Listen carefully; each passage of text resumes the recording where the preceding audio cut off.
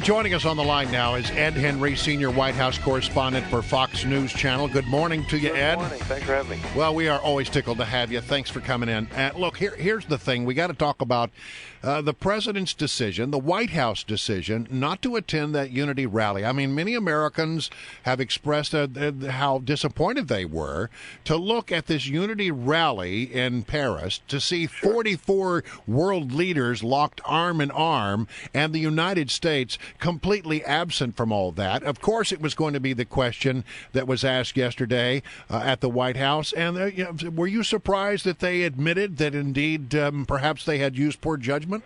Yeah, I was. Except they didn't really put it that way, did they? No, they didn't put it that way and didn't even really call it a mistake. But what Josh Earnest said was we definitely should have sent someone, the administration, of a higher level than the U.S. ambassador to France, who, let's admit it, most of us couldn't name her. She only joined, was confirmed by the Senate a few months ago.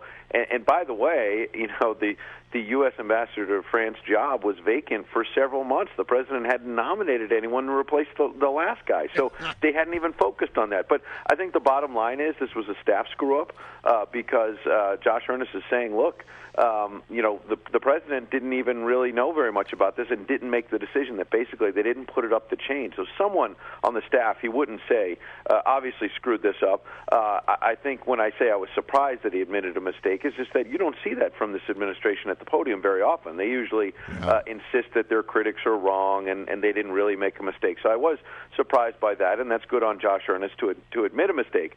But nonetheless, the excuses he gave kind of don't add up. I mean, he said security was a reason because this rally was thrown together quickly. Well, if concern about security was an issue, why did Angela Merkel and Benjamin Netanyahu and all these other world leaders go? They obviously are concerned about and should be concerned about their security as well. Also, we checked with the Secret Service, and they say they were never asked to put together a security plan for a trip to France. So the White House obviously didn't consider it that seriously. Yeah, former Secret Service agent Dan Bongino took to Twitter yesterday and said that the president had thrown the Secret Service under the bus. Secret Service hasn't had a very good relationship with the White House, and they've had some issues over the last There's been some rough issues years. So, but now I just want to get this straight. So Josh Earnest, the spokesperson for the White House, says, yeah, we should have sent a higher profile person, and yet nearly simultaneously, Secretary of State John Kerry said this. And I really think, this is sort of quibbling a little bit in the sense that our Assistant Secretary of State, Victoria Nuland, was there and marched. Our ambassador was there and marched. Many people from the embassy were there and marched. So Secretary of State, please explain this to me. I'm confused. And he was wrong in part of what he said. Yeah, different messages. Josh Earnest is saying, yeah, it was a mistake. John Kerry's saying it's quibbling, so it's not a mistake. Also, not to be nitpicky, but when he said Victoria Nuland, their Assistant Secretary of State, was at the rally, she was not. She was here in D.C. Yeah. So she was at the D.C. rally. We should give her credit for that, but she was not in Paris. So the Secretary of State doesn't even know which official was at which rally. Right. Which, that's by the way, you've got the D.C. audience here. There was a huge rally from the museum to the French embassy on Sunday. The president was in the White House. I pressed Josh Earnest, well, what was he doing? What was he on the phone with important calls? Well, hang on. We have a little bit of that. Take a listen to this. We haven't gotten an accounting of what the president did Sunday. Yeah, I haven't spoken to the president about what he did yesterday. I mean, you obviously prepared for this, and you've said many times, most transparent administration. What was the president doing? I guess I prepared for a lot of questions today, but I did not prepare for a question based on what the president was actually doing yesterday. That's a howler. How could he not ask the president? I think because they didn't want the answer. That's right? exactly right.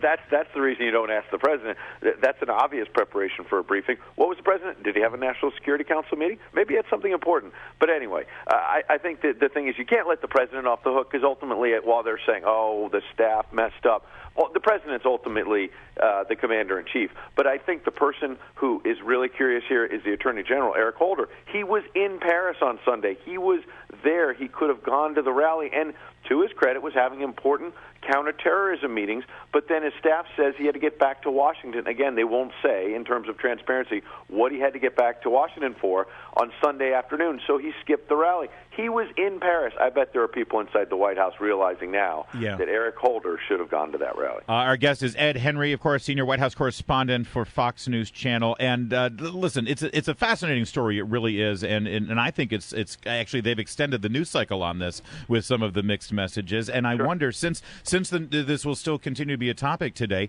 we're going to have a lot of prominent elected officials for the Democrats back working again today in the Senate, in the House. Do you think, I know that's not your beat, but do you think that they're going to be confronted? And what do you think the Democratic leadership is going to do here? It's kind of objectively obvious that this was a problem. Sure, and I mean, the New York Times has a story this morning quoting some Democrats as saying exactly what you are, that they were just surprised that this was sort of an unforced error. Is this, the ultimate thing that's going to dominate the administration for the next 2 weeks? No. The people will move on. It will be a controversy, and people will move on. And to the president's credit, I mean, he went to the French embassy last week to show his condolences. We shouldn't leave that out. It's not like he's thrown the French under the bus or something. He's been very supportive. No, but why not go to this rally? Yes. Why not send?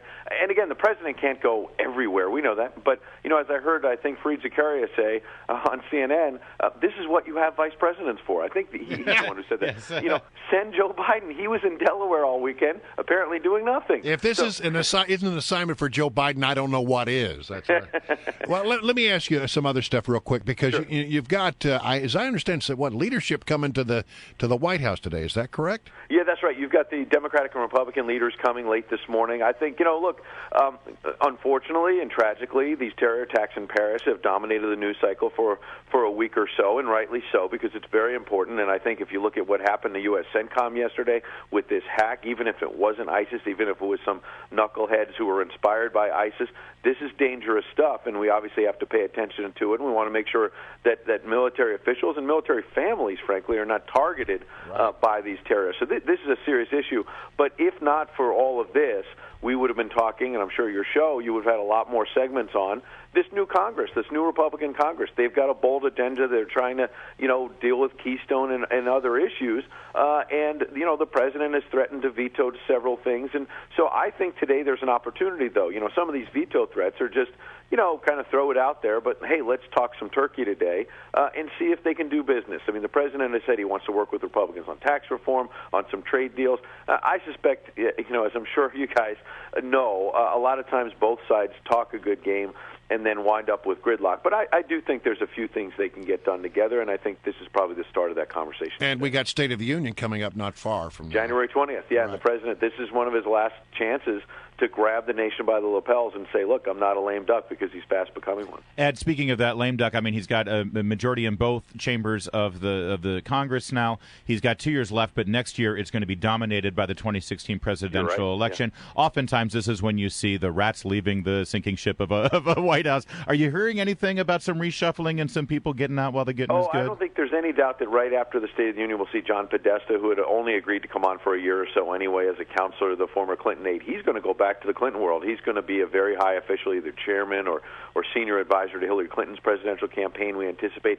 So he'll be leaving in the next few weeks. And there's a lot of talk that Dan Pfeiffer, who's been with the president from day one at the White House, might move on. And look, he's had high moments, he's had low moments, but this would be a time, we saw this in the Bush administration at the end, people are exhausted after 6 years. Yep. And it's probably a good idea to bring in some new blood. And frankly, what happened over the weekend, if they're telling the truth that it did not make it to the president, someone on this staff screwed up in a big way. And that might be a sign of, not just the president being a lame duck, but them needing some new blood there in the White House staff. All right. We're going to leave it right there. Good stuff, Ed Henry. Yep. Great love having you on the you. program. Please Glad come to back. do it, guys. Have By a great the way, day.